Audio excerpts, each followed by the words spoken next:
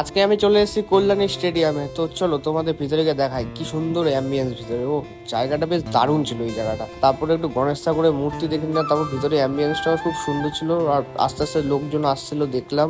তারপরে আমি একটু হার্দিক পান্ডের মতো পোজের ছবি তুলে নিয়ে আমি চলে গেলাম মকটেল কাউন্টারের দিকে। আর এখানে গিয়ে দেখি দিদি দু রকম ফ্লেভারের মকটেল বানাচ্ছে। আর আজকে কিন্তু এই দাদা বৌভাতে গেছিলাম আমি। আর দেখতে দেখতে দিদি আমাদের হাতে একটা মকটেল ধরিয়ে দিল। তারপর স্টার্টারে দিয়ে গিয়ে দেখলাম স্টার্টারে ফার্স্টেই ছিল চা, একটু চা খেয়ে নিলাম।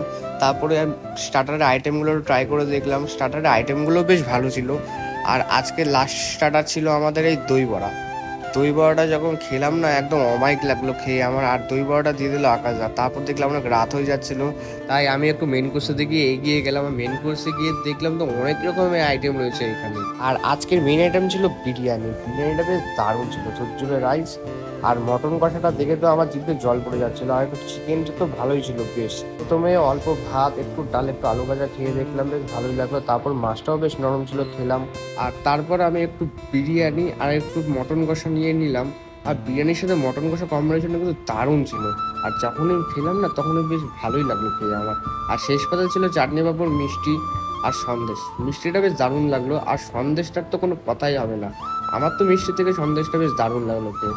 আর যাওয়ার সময় একটা আইসক্রিম নিয়ে নিলাম, আইসক্রিমটাও বেশ ভালোই ছিল খেতে। তারপরে আমি একটা পান খেতে খেতে চলে গেলাম উপরের দিকে। উপরে নাকি নাচ গান হচ্ছিল, সেটাই দেখার জন্য। তোমরা কি ভাবছো এত সুন্দর খাওয়া দাওয়া, এত সুন্দর সাজগোজ, এত সুন্দর কোয়ালিটি কে দেবে? হ্যাঁ, একমাত্র মজুমদার ক্যাটারার্সই পারে দিতে। আর তোমাদের বাড়ি অনুষ্ঠান যদি হয় কোনো, আমি সবসময় সাজেস্ট করবো মজুমদার ক্যাটারার। তো অনেক রাত হয়ে যাচ্ছিল, আমি এখন বাড়ি যাই। তোমরা ফলো সাবস্ক্রাইব করতে ভুলো না। বাই।